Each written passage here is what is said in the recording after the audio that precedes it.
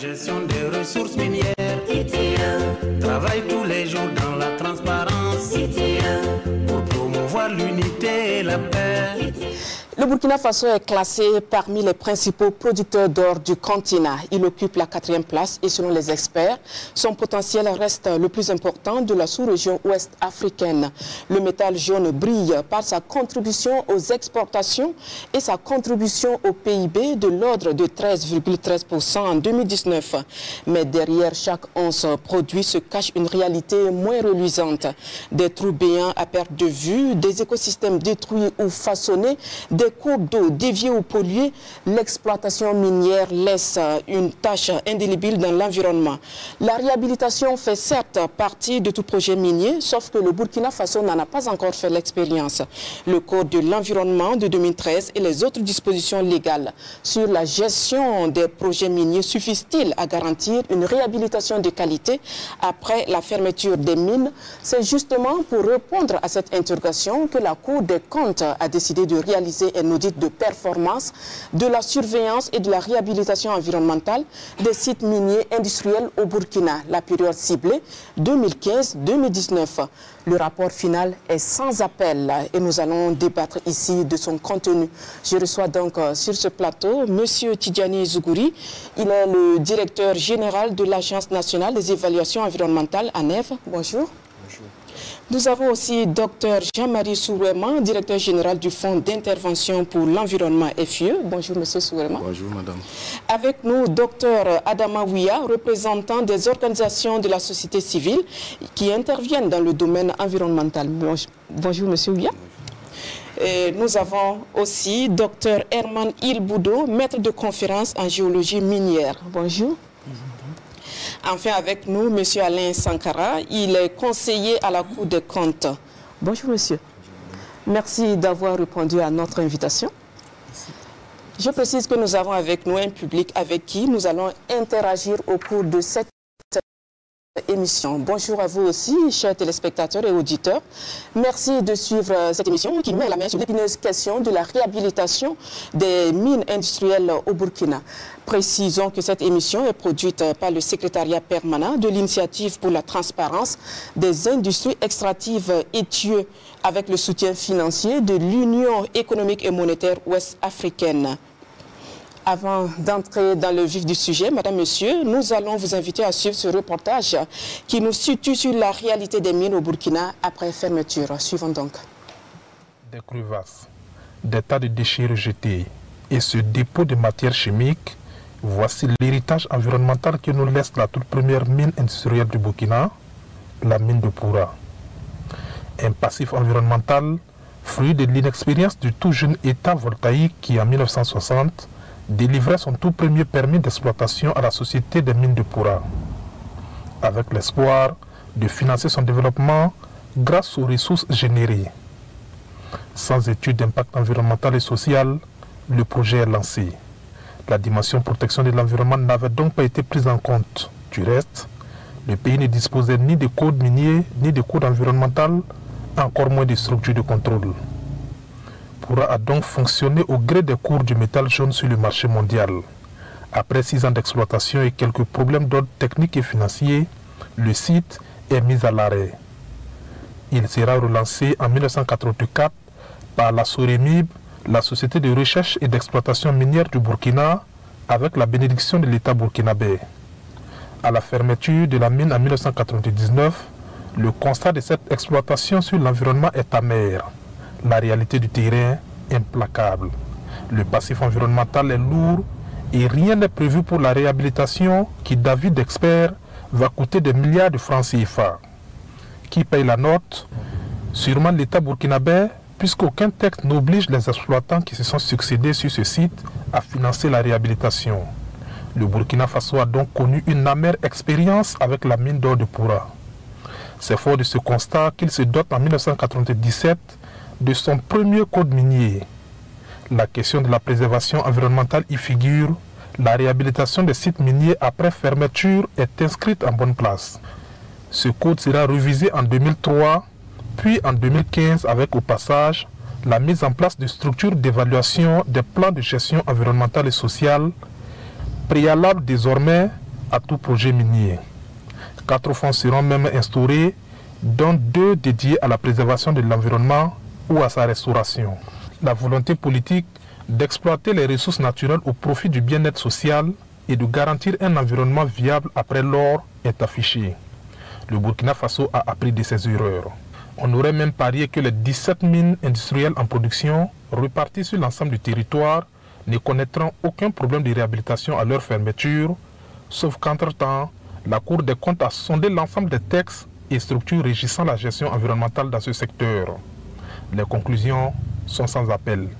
L'audit de performance de la surveillance et de la réhabilitation environnementale des sites miniers industriels au Burkina Faso, réalisé sur la période 2015-2019, relève en effet plusieurs dysfonctionnements dans l'élaboration des études d'impact environnemental et social, l'absence de contre-expertise des PGS et le manque de matériel et d'outils dans les structures de contrôle. À ces insuffisances s'ajoute la non-implication des populations dans la conception des plans de gestion environnementale et sociale et la faible capacité des collectivités à suivre leur mise en œuvre et le mécanisme inadéquat pour la collecte des fonds. Autant de griefs qui ne garantissent pas forcément qu'à la fermeture des mines, la réhabilitation sera bien menée. Pour éviter une autre catastrophe environnementale à l'image de Poura, il faut agir et vite.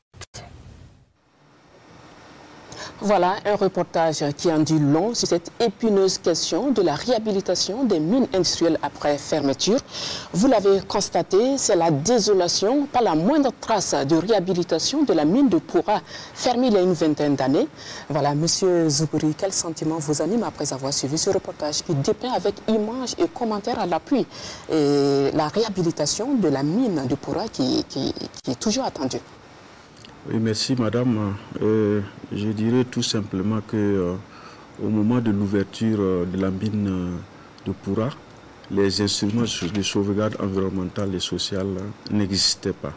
Donc il n'y a pas eu d'élaboration d'études, il n'y a pas eu d'élaboration de plans de gestion environnementale et sociale, il n'y a pas eu de suivi, il n'y a pas eu aussi l'élaboration de plans de réhabilitation et de fermeture.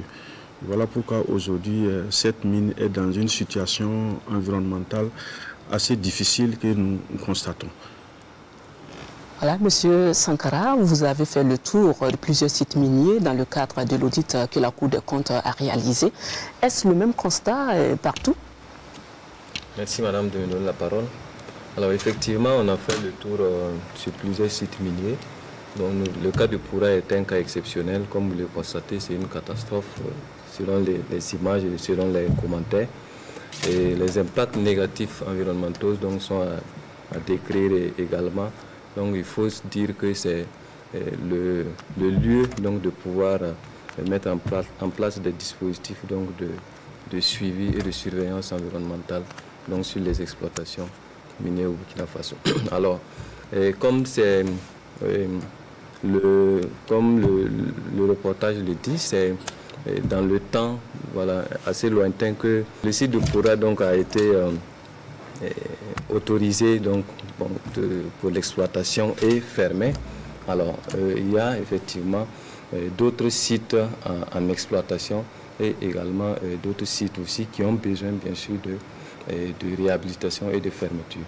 Et certainement que nous allons revenir sur certains éléments. Bien sûr, nous allons y revenir. Monsieur Ilboudo, vous êtes maître de conférence en géologie minière, expert donc de la question environnementale. Qu'avez-vous à nous dire après avoir suivi ce reportage qui porte exclusivement sur la mine de Poura? Oui, merci bien donc, pour cette question. Il faut le dire, hein, l'élément dit tout. Et quand on suit cet élément, on se rend compte que Poura est malade. Et il faut soigner Poura. Et il y a de l'espoir. C'est vrai, ils l'ont dit, ça va coûter suffisamment d'argent, mais il faut gérer cette question. Tôt ou tard, il faut donc solutionner Poura. Et donc, même si ça coûte des milliards, il faut solutionner. Parce qu'en matière d'environnement, il n'y a pas de prix. Il faut le faire parce que ça y va de la survie des générations à venir. Et donc, je pense que c'est un héritage désolant, mais c'est l'impact également d'activités menées. On l'a dit, même si on va s'adosser sur le fait que c'est l'inexpérience, mais il faut déjà prendre le problème à bras le corps et donc trouver des solutions. Monsieur Ouya, représentant de la société civile, vous êtes toujours aux côtés des populations quand il est question d'implanter une mine dans leur localité. Avec quel regard avez-vous suivi ce reportage qui dit l'impact et sur l'environnement et sur la santé des humains et même des animaux? Avec quel regard vous avez suivi ce reportage? Il faut dire que ce qui se passe à Poura est très déplorable. Déplorable dans ce sens que vous avez des jeunes de la population riveraine, c'est-à-dire la population de Poura, qui, une bonne partie, se retrouve sur ce site-là et travaille sur le parc à résidus. Vous avez des enfants et qui extraient les résidus du parc à résidus et ces résidus se retrouvent également dans le village de Poura et sont traités et ces gens-là ils recherchent de l'or. Et ça c'est vraiment déplorable. Et l'État doit faire quelque chose parce qu'il s'agit des produits chimiques et ces produits chimiques qui se retrouvent dans les habitations et ça contribue à créer des problèmes de santé et puis ça contribue aussi à jouer sur la qualité des choses. Donc le cas de Poura aussi, je pense que nous n'avons pas tiré suffisamment de leçons en ce qui concerne Poura. Pourquoi je le dis? Parce que au niveau de Poura, vous avez les riverains, c'est-à-dire nous avons les orpailleurs qui se retrouvent sur le site. Mais nous remarquons également qu'il y a des sites actuellement qui sont soit à l'arrêt, soit qui sont en exploitation. Ces sites sont également accessibles à la population riveraine. Je prends le cas de Kalsaka, où parfois la population riveraine se retrouve dans ce site. Il y a le cas d'Inata, qui est en arrêt. Et nous avons également d'autres sites également. Donc la question de la sécurisation, c'est un aspect qui est très très important. Nous avons aussi la question des infrastructures. On a des infrastructures qui sont... la mine est à l'arrêt. Mais que deviennent ces infrastructures depuis des années, depuis une dizaine, quinzaine d'années?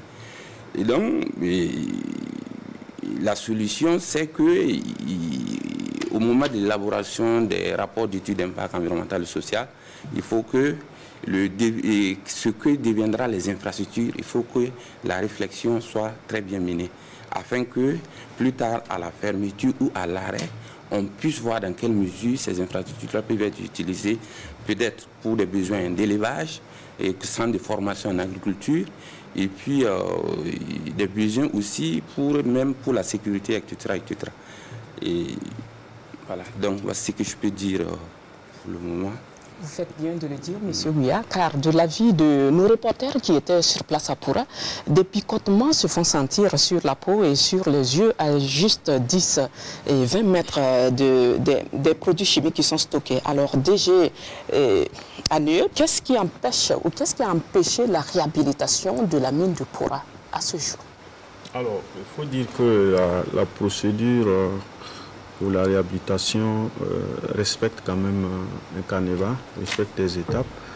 Il y a d'abord le fait que le promoteur de la mine doit cotiser, donc au niveau du fonds de réhabilitation, ce qui n'a pas été le cas de Poura. Et donc aujourd'hui, comme il a dit, c'est l'État qui est certainement promoteur donc, de cette mine, peut-être avec d'autres partenaires. Et à ce niveau, nous pensons aussi que c'est une question d'environnement. Il faut faire tout pour que les populations vivent dans un milieu sain. Il faut éviter les différentes pollutions, la dégradation de l'environnement dans son ensemble. Donc nous sommes d'accord que des dispositions doivent être prises pour que Poura puisse être réhabilité. Mais DG FIE, est-ce qu'il y a des fonds pour la réhabilitation de Poura? Merci. Lorsque nous regardons la situation de Poura, il convient de dire que c'est une situation regrettable au regard de l'environnement qui est impacté sérieusement dans la durée et dans le temps au regard de ce qui devrait être fait. Mais ce que nous pouvons dire, c'est que Poura, fermé depuis 1999, il n'y avait pas de mécanisme de réhabilitation de cette mine, même au niveau du pays de façon globale. Donc, il n'y avait pas de fonds disponibles pour entreprendre la réhabilitation. Ce que il faut noter, c'est que on n'avait pas au niveau du pays également un fonds de réhabilitation des sites miniers. Donc, au jour d'aujourd'hui, nous pouvons dire que les mécanismes de mobilisation, de collecte des fonds pour la réhabilitation existent. Et parmi ces mécanismes, nous avons bien sûr le fonds d'intervention pour l'environnement qui, en tout cas, est cette structure qui est chargée de collecter les fonds de réhabilitation des sites miniers. Mais ce qu'on peut dire, c'est que le cas de Poura, c'est un cas particulier et que les cotisations n'avaient pas été faites et que les fonds de réhabilitation n'étaient pas aussi créés au niveau des institutions au niveau national. Vous avez sans doute raison, la situation n'est guère reluisante et les enjeux sont énormes. L'État burkinabé semble avoir appris de ses erreurs. Des dispositions légales ont été adoptées pour encadrer l'exploitation minière. Des tests légaux qui existent depuis 2013, mais la réalité du terrain est toute autre. C'est justement dans l'optique d'en finir avec tous ces risques que court l'environnement et les hommes et les animaux que la Cour des comptes a entrepris un audit de performance de la surveillance de la réhabilitation de l'environnement après ou pendant l'exploitation des mines industrielles. Nous allons de ce pas vous inviter à suivre un reportage sur la méthodologie et les motivations de la Cour des comptes. Vous allez constater, le reportage livre aussi des perceptions de certains acteurs impliqués dans la gouvernance minière. Suivant. L'environnement est-il pris en compte dans l'élaboration des projets miniers? La question préoccupe les défenseurs de l'environnement. La Cour des comptes s'enquiert de la situation. Elle a commandité un audit pour mieux cerner les différents mécanismes et structures mis en place par le Burkina Faso pour garantir une réhabilitation totale des sites miniers après exploitation. Les résultats de cet audit désormais public sont sans appel. Ces trois objectifs qui étaient poursuivis, ça veut dire voir est-ce que l'avis de faisabilité environnementale est délivré dans toutes les conditions requises. Deuxième objectif, voir quels sont les éléments de suivi qui sont faits par les services étatiques et les communautés impactées. Et troisième étape, voir au niveau de la fermeture, quelles sont les activités de fermeture qui doivent être menées et que l'État doit et les structures impactées doivent suivre. Et de l'appréciation globale que nous avons, nous sommes arrivés à la conclusion que le dispositif de suivi et de réhabilitation mis en place par les structures étatiques au niveau des communautés locales n'est pas assez fiable pour assurer une certaine intégrité environnementale.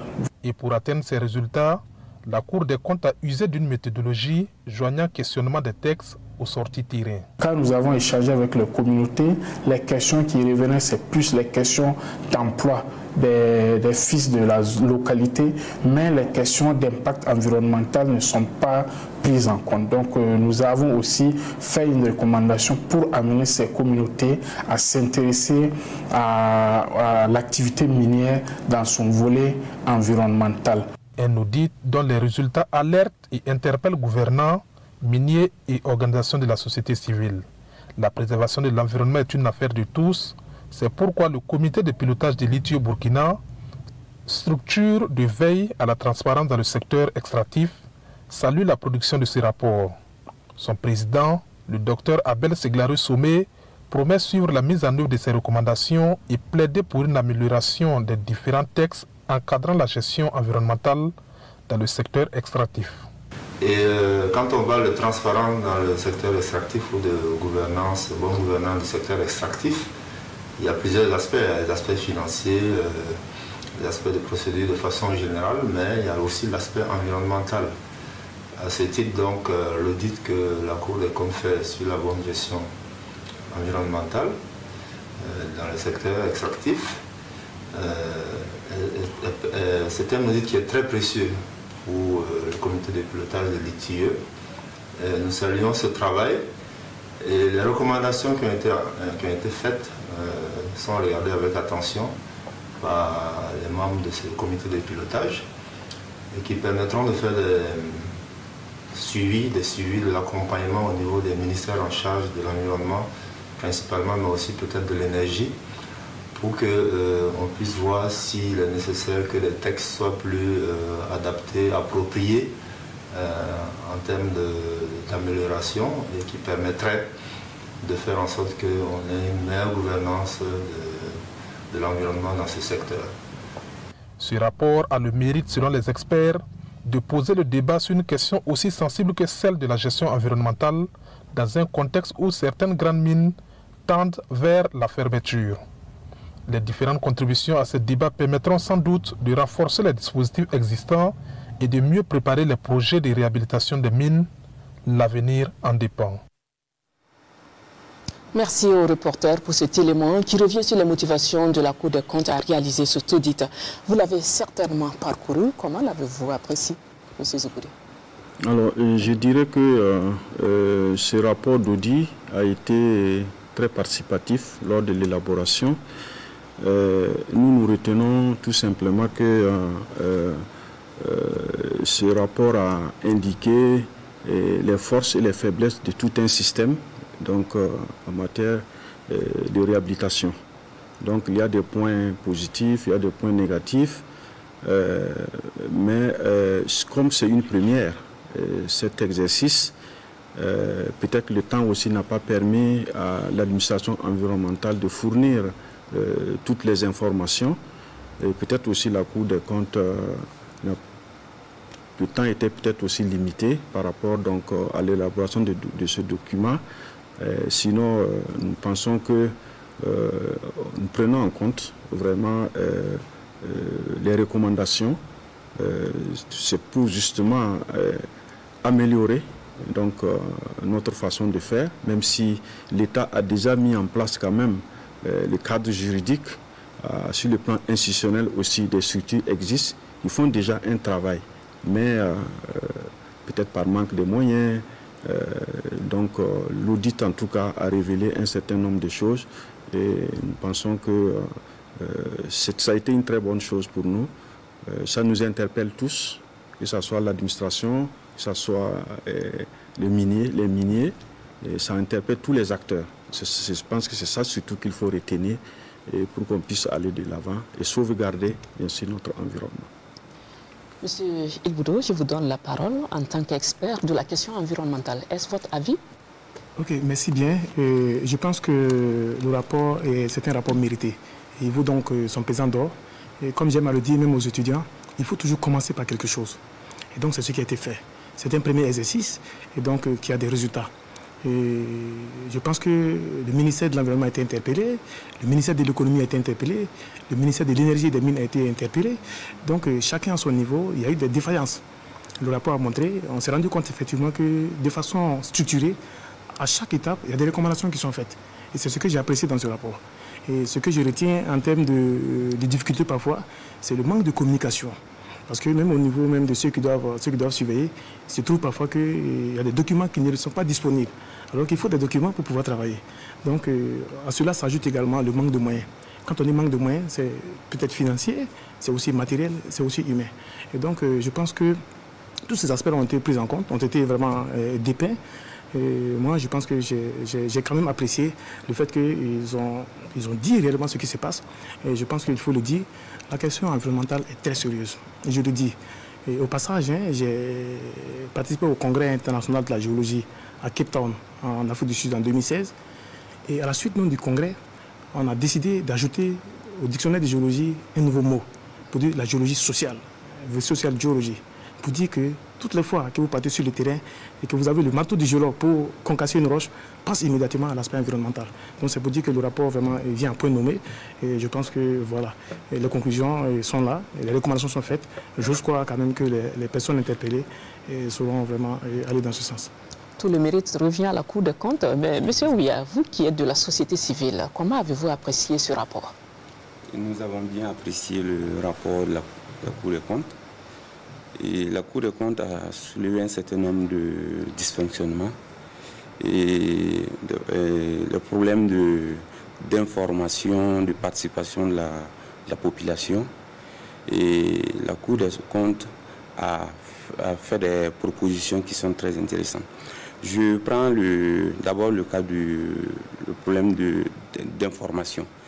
Il faut dire qu'au niveau de la population, et lorsque, dans le cadre de la réalisation des études d'impact environnemental et social, les bureaux d'études, à travers les consultants qui arrivent, on met en évidence les aspects positifs, notamment la création d'emplois, et les AGR, les activités génératives de revenus, et etc., etc. Et les aspects négatifs, à savoir des habitants qui vont perdre leurs terres agricoles, des logements qui vont être détruits, et les gens seront appelés à se déplacer, peut-être à se retrouver à 10 km, 20 km, voire 40 km de la mine. Ces aspects sont le plus souvent occultés. Ça veut dire qu'on ne met pas l'accent sur ces aspects-là. On ne met pas l'accent sur les aspects, le fait que les femmes n'auront plus accès à certains espaces pour aller chercher le bois, aller chercher l'eau. Il y a des forages, les espaces occupés par des forages, les zones de pâturage qui vont être occupées. On ne met pas suffisamment l'accent sur ces aspects-là, à telle enseigne que lorsqu'on pose le problème de l'emploi, les jeunes qui vont être recrutés, et la zone qui va subir une transformation parce qu'il y aura beaucoup de gens, il y aura une activité qui va se développer, des femmes vont travailler au niveau de la restauration, la population adhère. Et plus tard, elle se rend compte que lorsque la mine rentre en fonctionnement, la population se rend compte que les emplois qui avaient été prévus, et tous les fils de la localité, du village, d'autres villages environnants n'ont pas eu d'emploi. Ils se rendent également compte qu'ils ont perdu les terres, ils ont perdu les logements, ils se retrouvent dans des logements qui ne sont pas adaptés à leur climat. Ils se retrouvent également dans des espaces, lorsque vous prenez le cas de Bissagol, la population se retrouve dans des espaces où ce sont des logements confinés. Et autour de ces logements, on ne peut plus cultiver. Donc la population prend compte de la réalité la du réalité terrain. en ce moment. Et donc, la population prend compte de la réalité en ce moment. Et c'est de là que parfois, le plus souvent, on voit des troubles, des crises, des femmes, des jeunes qui se retrouvent sur les voies et qui bloquent le passage des engins, des industries minières, entre autres. C'est la raison pour laquelle en ce qui concerne la société civile, et nous estimons qu'il est indispensable pour le ministère en charge de l'environnement, le ministère en charge des mines, même les organes de société civile, d'accompagner de la population. Lorsqu'on apprend que dans une localité donnée, une industrie minière veut s'installer, il est de notre devoir en tant que Burkinabé, en tant qu'institution qui représente l'État, d'aller accompagner la population, même les fils et les filles de la région qui sont à Ouagadougou, qui sont dans d'autres, vous pouvez être en Côte d'Ivoire, vous pouvez être dans d'autres pays. C'est bien que vous apportez votre contribution. Maintenant, comment peut-on apporter notre contribution quand on n'a pas accès au rapport d'études d'impact, quand on n'a pas l'information? Ça également, c'est la question. Parce qu'il y a un problème, et l'accessibilité, c'est-à-dire avoir accès. Et pour avoir accès aux documents, et non seulement à l'information, et quant au déroulement de l'étude d'impact, il y a des gens qui ont l'information, d'autres n'ont pas l'information, même si au niveau de l'Agence nationale en charge des évaluations environnementales, des efforts sont faits pour qu'au niveau local, l'information se passe. Tout ce que vous venez de dire est pris en compte dans un projet minier, n'est-ce pas? Et il faut dire que... Parce qu'avant l'installation de toute mine, il faut un projet minier. Oui, il faut un projet minier. Mais le projet minier suppose qu'on a une étude de faisabilité, on a une étude environnementale qui doit être réalisée, on a les plans d'action de réinstallation qui doivent également être élaborés. Merci, M. Ouya. Je donne la parole à M. Sourouema. Pour nos téléspectateurs, qu'est-ce qu'un projet minier? Peut-être DG ANEF serait mieux indiqué, mais déjà ce que je voudrais dire, c'est que la prise de conscience a été, en tout cas, matérialisée au niveau de l'État par la prise des textes réglementaires et des mécanismes adaptés pour prendre en charge la réhabilitation et la fermeture des mines. C'est à ce titre-là que le fonds d'intervention pour l'environnement a été opérationnalisé en 2015 et qu'il y a eu également la relecture des décrets de 2007 pour avoir les décrets de 2017 qui instituent les deux fonds, le fonds de réhabilitation des sites miniers et le fonds de réhabilitation des sites miniers artisanaux. Et les deux fonds de réhabilitation sont des guichets du fonds d'intervention pour l'environnement. Donc, cette prise de conscience a amené l'État également à travailler en tandem avec les sociétés minières, notamment la Chambre des mines, pour l'ouverture des comptes. Parce que vous savez qu'au départ, le décret de 2007 disait que la société minière pouvait ouvrir le compte pour constituer les provisions de réhabilitation, soit dans une banque commerciale ou à la BCAO. Mais le décret de 2017 est venu préciser que c'est seulement au niveau de la Banque centrale des États de l'Afrique de l'Ouest que les provisions-là peuvent être constituées. Donc, au niveau du ministère de l'Environnement, un travail a été fait pour ouvrir pour l'ensemble des sociétés minières en exploitation les comptes au niveau de la Banque centrale des États de l'Afrique de l'Ouest. Naturellement, que lorsque vous ne constituez pas les provisions, la question de réhabilitation reste entière. Et c'est le cas de Pourra dont vous avez parlé tout à l'heure. Il n'y avait pas eu de cotisation. Donc, naturellement, on se retrouve dans une situation difficile où c'est l'État qui doit prendre cela en charge, naturellement. Alors, donc, c'est pour dire que le travail qui a été fait au niveau de la Cour des comptes a montré, en tout cas, des efforts qui devraient être faits. On a parlé de la diffusion de l'information, mais nous disons également que l'information, lorsque des rapports sont produits, ces rapports également sont accessibles à notre niveau. Donc, je voudrais juste rassurer à ce niveau, mais pour les questions de projets miniers, naturellement que nous avons les PGS, le plan de gestion environnementale et sociale. À l'intérieur, nous avons un plan de réhabilitation voilà, qui doit être également validé par un comité technique interministériel et ce travail aussi est en train d'être fait au niveau du ministère de l'Environnement pour permettre en tout cas aux sociétés minières qui sont à jour de leur cotisation de pouvoir engager le processus et de procéder à la réhabilitation progressive. Monsieur Zougouri, voilà, il y a le projet minier, mais il y a aussi l'étude d'impact environnemental et social. En quoi consistent les études d'impact environnemental? Alors, il faut dire que le secteur est d'abord encadré par les textes. J'allais dire encore que pour ce qui est des rapports d'études, puisqu'on va en parler, ces rapports d'études ne sont pas secrets. Ces rapports d'études sont accessibles. Maintenant, en termes de... Accessible au public? Accessible au public. Maintenant, par quel canal? C'est ça qui peut-être qui cause défaut. Sinon, les rapports au niveau donc, du ministère en charge de l'environnement sont accessibles. Voilà. Maintenant, pour ce qui est des études, donc c'est des instruments, ça fait partie des instruments de sauvegarde environnementale et sociale.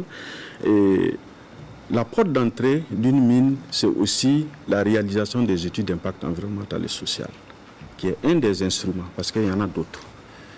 Il n'existe pas une mine au niveau du Burkina qui a eu son permis d'exploitation sans conduire une évaluation environnementale. Ça n'existe pas. Ces études sont assorties de ce que nous appelons un plan de gestion environnementale et sociale, qui est un outil de contrôle, où c'est les structures de l'État avec d'autres partenaires qui sont chargés donc, de faire le suivi de la mise en œuvre des plans de gestion sur le terrain. Il s'agit donc d'un document technique, scientifique, où il faut quand même la connaissance, parce que ça, le suivi respecte un peu un canevas, des procédures. Alors, donc, l'étude d'impact vient tout de suite indiquer des impacts potentiels, ce n'est pas des impacts réels, et propose en même temps des mesures d'atténuation de certains impacts, que ce soit sur le plan environnemental, que ce soit sur le plan social, et aussi des mesures de bonification, parce que tout n'est pas négatif. Donc, il faut bonifier les impacts positifs. Et donc, ces études sont nécessaires et une mine, avant de s'implanter, doit avoir son avis de faisabilité, sinon vous n'avez pas votre permis d'exploitation. Le problème peut-être réside au niveau de la mise en œuvre de suivi, de mise en œuvre des plans de gestion environnementale, ce qui demande souvent des moyens. Sinon, toute la procédure est déjà encadrée par les textes et c'est respecté au niveau national. Avant d'en arriver là, au niveau de la mise en œuvre, qui est habilité à faire ces études d'impact environnemental? C'est des consultants indépendants, des bureaux indépendants qui sont chargés donc de conduire ces études. Et dans notre réglementation, il est clairement dit que c'est le promoteur minier est libre de choisir son consultant. Parce que nous ne pouvons pas choisir le consultant pour lui, parce que nous ne voulons pas être juge et partie. Et d'ailleurs, si on le choisit aussi, il est plus indépendant.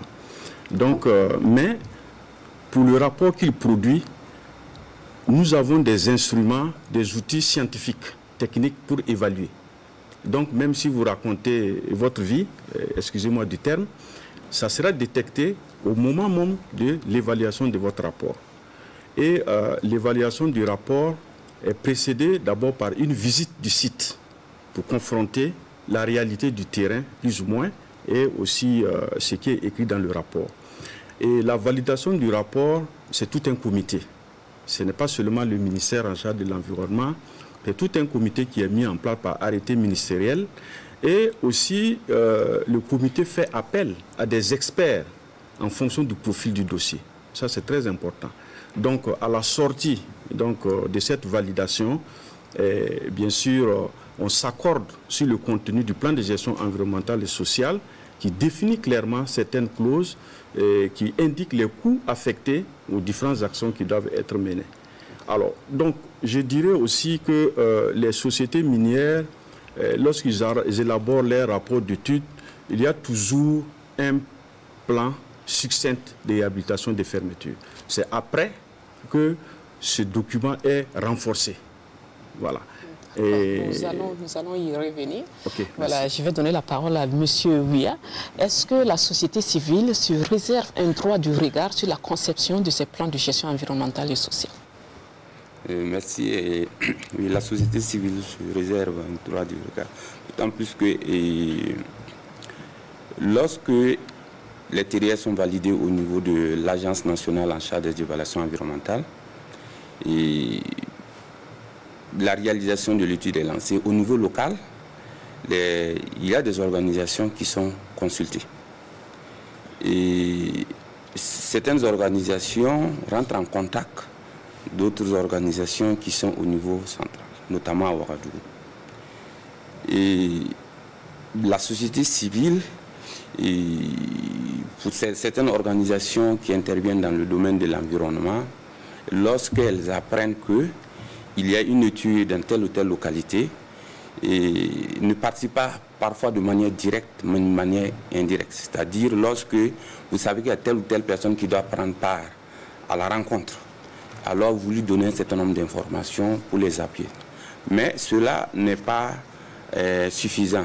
Il va falloir qu'au niveau de l'Agence nationale en charge des évaluations environnementales, que pour favoriser, pour permettre une meilleure participation, une meilleure implication d'un certain nombre d'organisations, si bien qui travaillent sur les questions des droits humains, qui travaillent sur les questions environnementales, les questions des eaux, et bien d'autres questions qui ont un lien avec les aspects sociaux, que ces organisations-là puissent prendre part, aussi bien en ce qui concerne les sessions COTEB. Le COTEB, c'est le comité technique en charge des évaluations environnementales. Voilà, qu'au niveau local, pour que certaines organisations puissent se déplacer, partir au niveau local pour appuyer les populations. Je prends un cas simple. Pourquoi je le dis? Vous prenez une localité, un village, les gens ils cultivent, ils font l'élevage, ils ont les activités quotidiennes. On leur fait comprendre que la mine va s'installer. Ils n'ont jamais vu une usine, ils ne connaissent pas le parc à résidus, ils n'ont jamais vu la fosse. Ils ne savent pas que dans leur village, Il y a des gens qui vont s'installer, il y a des restaurants, il y a des salons de coiffure, etc. Leur village va subir une mutation profonde. Ils seront peut-être appelés à se déplacer. Lorsque les gens, ils n'ont jamais vu une mine, ils ne savent même pas qu'est-ce que c'est une mine, et que vous les laissez, ce sont des consultants qui viennent avec des bureaux d'études, pour venir échanger avec ces gens-là, qui ne maîtrisent pas très bien les enjeux, mais dès le début des rencontres, on commence à parler des questions d'emploi, les femmes seront employées, etc., etc., les enfants vont avoir du travail, mais les gens se sentent déjà presque satisfaits. Après, des années plus tard, ils se rendent compte que non, en réalité, ils ont été trompés. Donc, pour éviter cela, pour réduire le nombre de troubles liés au secteur minier, il va falloir qu'au niveau du ministère en charge de l'environnement, que les textes soient revus de sorte à faire en sorte que, pour faire en sorte qu'un certain nombre d'organisations au niveau central puissent appuyer les organisations au niveau de la base. Parce qu'on n'a pas toutes les informations. C'est des centaines, voire des milliers d'études qui sont réalisées chaque année. Vous avez les questions minières, vous avez les infrastructures routières, vous avez les infrastructures hydro-agricoles, etc., etc. Mais les gens avec lesquels on discute, s'ils ne mesurent pas les enjeux, ils ne mesurent pas les impacts, les risques, mais la conséquence c'est qu'ils vont céder à des compensations dérisoires qui ne les arrangent pas. Okay. Voilà, en fait, c'est là le problème. Vous qui avez fait le tour de certains sites miniers à travers le Burkina, est-ce que les populations sont outillées ou non, comme le dit M. Ouya, à constater en cas de besoin une étude de gestion environnementale? Alors, merci. Effectivement, le constat est, comme vient de le dire M. Ouya, donc l'ensemble des populations consultées à la base ne sont pas suffisamment informées. Donc c'est pourquoi nous parlons de sensibilisation à la base, pour que l'ensemble de cette communauté impactée, donc de cette communauté des lieux d'implantation des sites miniers soient suffisamment informés donc, sur les effets néfastes possibles donc, de la construction d'une mine. Alors, nous avons parlé effectivement d'accès à l'information parce que effectivement, ce qui les intéresse au premier plan, c'est les questions d'emploi, c'est les questions bien sûr de tout en méconnaissant tout ce qui les réserve, tout ce qui les attend après l'installation d'une mine. Alors, donc, le cas est de façon générale constaté par l'ensemble des sites miniers que nous avons pu visiter. D'accord. Monsieur Ilboudou, qui a la charge de sensibiliser les populations sur ces questions environnementales, de sorte à ce qu'elles soient des alertes, d'informer ou de sensibiliser ces communautés locales sur cette épineuse question de la réhabilitation de l'environnement après exploitation minière? Ok, merci bien. Je pense que certains sauront mieux répondre que moi. Mais déjà, je peux dire que d'abord, il y a l'autorité. Il y a l'autorité qui est là, puisque quand on parle de ressources minières, on dit que ça appartient à l'État, de façon générale. Même si on travaille à ce que tout le monde y bénéficie. Donc, au niveau de l'administration minière, au niveau donc, du service de l'environnement, il y a pas mal il y a des départements, des démembrements, en fait, qui, dans leurs attributions, mènent donc ces actions-là sur le terrain pour pouvoir donc, j'allais dire, pour pouvoir informer donc la population en fait de ce qui sera des conséquences. Mais en même temps, il y a aussi un travail qui est fait en parallèle. Même la compagnie qui opère même sur le terrain, le géologue qui travaille sur le terrain, dès les premières phases d'investigation déjà, il y a des éléments d'information qui sont donnés. Vous voyez. Donc on peut peut-être déjà préparer déjà les habitants à cela. Je me rappelle très bien, lorsque j'étais géologue d'exploration, quand je vais sur le terrain, parfois, je suis parfois obligé de ne pas peut-être dire la vérité. Quand j'arrive, on me demande, bon, vous êtes là pourquoi? On me voit avec un marteau, on me voit avec une boussole, une loupe. Est-ce qu'il y a de l'eau? Donc souvent, je suis obligé de dire que non, on va trouver de l'eau pour vous. Alors qu'en réalité, je suis en train de travailler pour cibler des roches qui peuvent avoir un potentiel pour la recherche. Et des roches qui peuvent avoir un potentiel pour des projets à venir. Donc c'est pour dire qu'en réalité, c'est tout un ensemble. Depuis celui qui est sur le terrain, le géologue du terrain, l'entreprise qui travaille, jusqu'à l'administration, chacun quand même a sa part de responsabilité. Chacun a sa part de responsabilité. Soulignons que le rapport parle aussi de manque de moyens des collectivités, mais aussi manque au niveau des services étatiques. Je vous propose de visionner ces images des locaux de la direction départementale de l'environnement de Zabré. Voilà, dans le centre-sud, cette structure a la charge de suivre les PGS de la mine de Youga. Images prises par les auditeurs de la Cour des comptes. Suivant.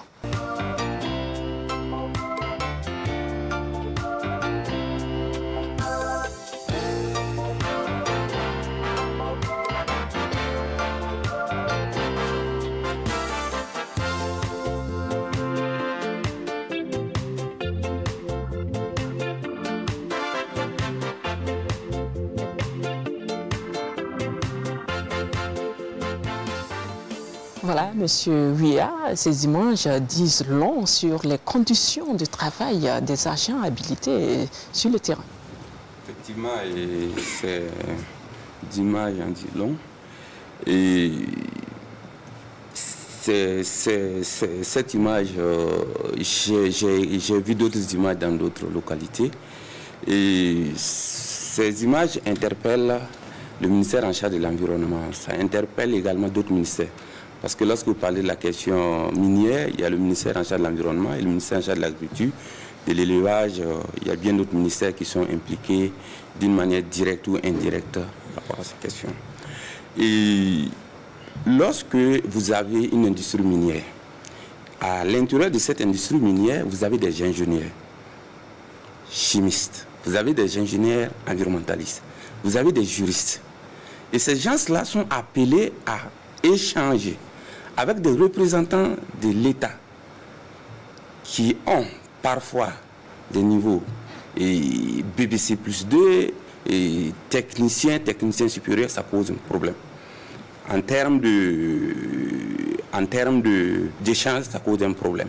Donc pour la question de la qualité du rendu et également pour faire en sorte que les miniers nous prennent au sérieux, il faut qu'on revoie cette manière de faire, premièrement. Deuxièmement, il y a la question des infrastructures.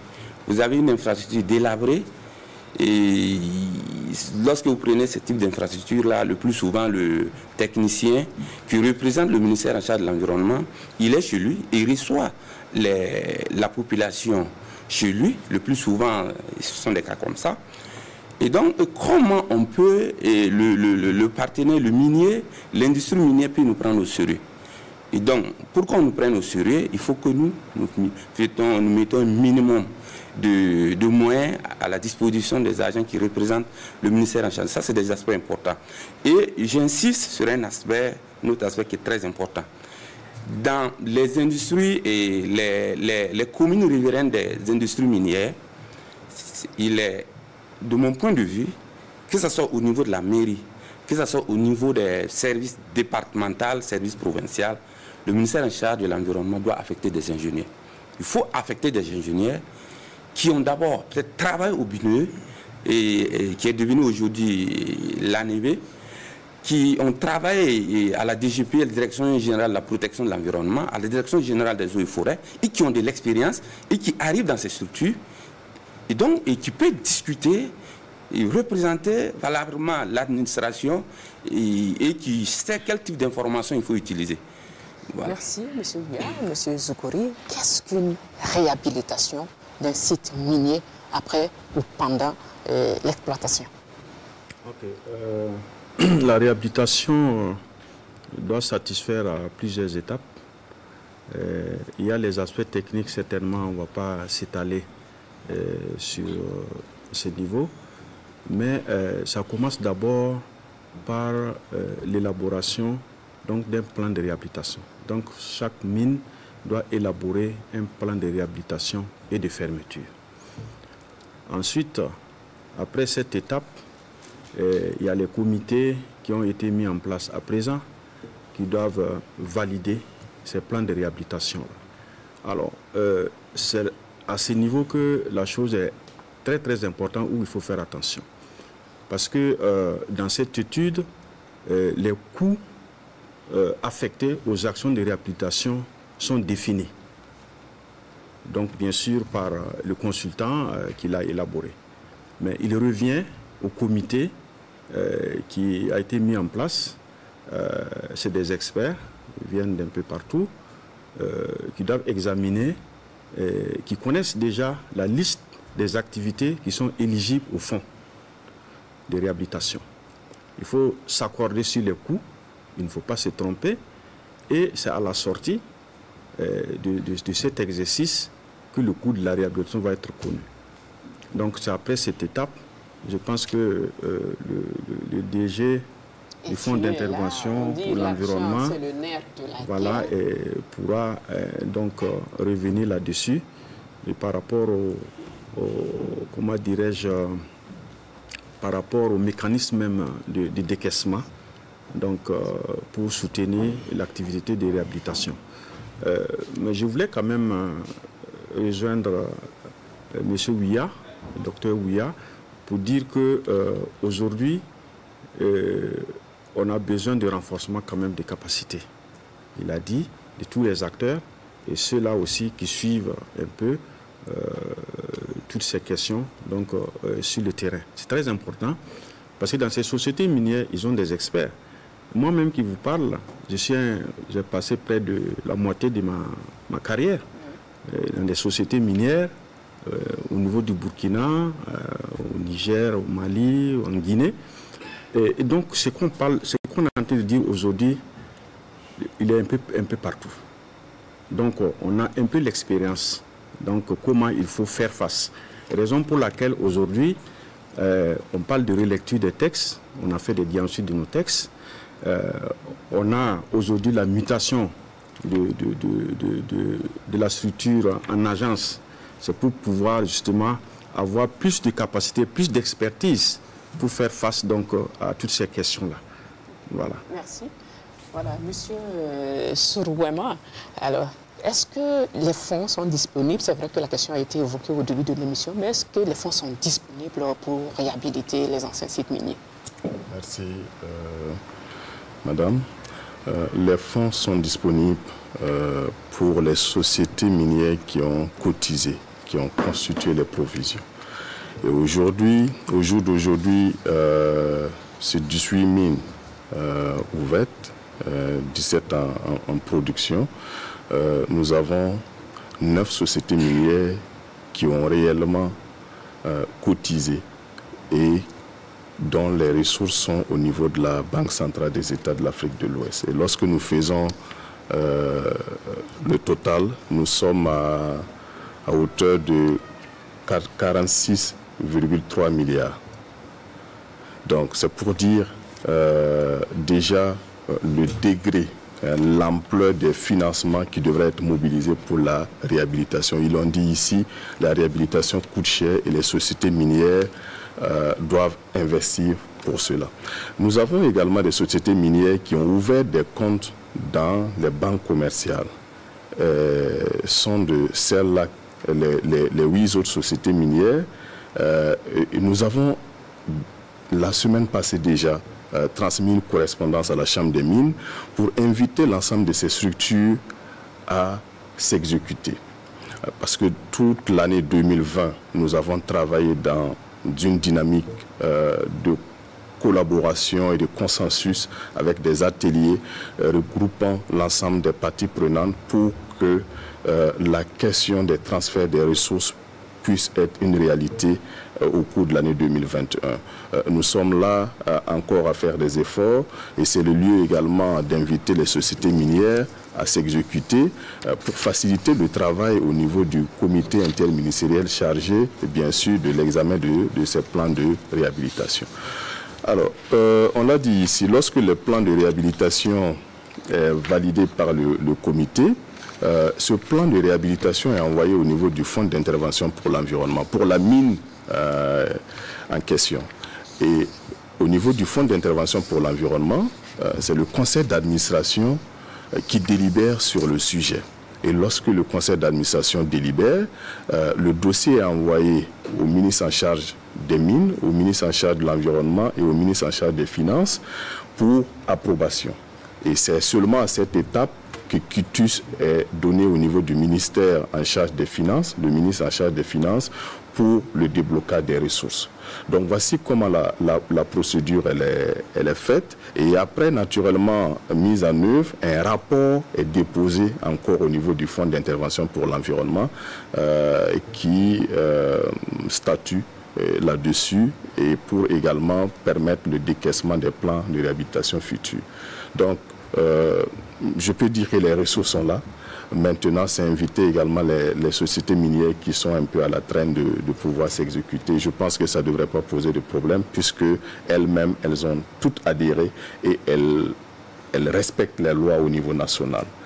Nous avons dit l'information également sur ces comptes-là, l'information est disponible. À chaque fois que de besoin, parce que ces sociétés minières également ont besoin de savoir que les ressources sont effectivement au niveau de la Banque centrale, et nous produisons des rapports réguliers sur leurs demandes et nous leur envoyons pour les audits à leur niveau. Merci. Merci. Je le disais au début de l'émission, une émission produite par le secrétariat permanent de l'initiative pour la transparence dans les industries extractives ITIE, avec le soutien financier de l'Union économique et monétaire ouest-africaine. Nous allons donner la parole au secrétaire permanent de l'ITIE. Bonjour. Je dois remercier le ministère de l'économie et des finances, son premier responsable, le ministre de l'économie et des finances, pour l'écoute et l'appui constant à la structure qu'est ITIE. Aussi remercier l'UOMOA pour le financement, qui nous a d'ailleurs permis de réaliser cette émission. Et aussi remercier les différents panélistes qui sont arrivés ici et qui ont accepté de débattre d'un sujet, en tout cas très préoccupant pour nos riverains, les riverains des mines, et aussi pour la nation entière. Je voudrais inviter le public à aller sur le site de la Cour des comptes pour télécharger l'élément, parce qu'il est très édifiant. Cela aussi participe de la transparence et de la bonne gouvernance dans les industries extractives. Cela est très important et que nous en prenons compte dès maintenant. Merci. Voilà, le public qui est invité à aller chercher l'information sur le site de la Cour des comptes. Voilà, merci monsieur pour votre contribution à cette émission. Nous allons nous arrêter là. Je rappelle, vous êtes monsieur Tidiani Zougouri, directeur général de l'Agence nationale des évaluations environnementales. Voilà, monsieur Jean-Marie Souerma est le directeur général du Fonds d'intervention pour l'environnement. Avec nous sur ce plateau, monsieur Adama Ouya. Monsieur Adama est représentant des organisations de la société civile intervenant dans le domaine environnemental. Nous avons aussi monsieur Dr Herman Ilboudou, maître de conférence en géologie minière. Et enfin, monsieur Alain Sankara, conseiller à la Cour des comptes et rapporteur de l'audit. Vous êtes venu nous entretenir sur la réhabilitation environnementale d'une mine industrielle au Burkina. Cela fait suite à un audit réalisé par la Cour des comptes, un audit de performance de la réhabilitation environnementale des sites miniers industriels au Burkina entre 2015 et 2019. Merci à vous aussi, madame, monsieur, d'avoir porté oreille attentive à cette émission. Voilà, nous espérons que les propositions et recommandations formulées autour de ce plateau seront prises en compte afin que la question environnementale dans le cadre d'une exploitation minière industrielle soit considérée à sa juste valeur. Bonjour et à très bientôt.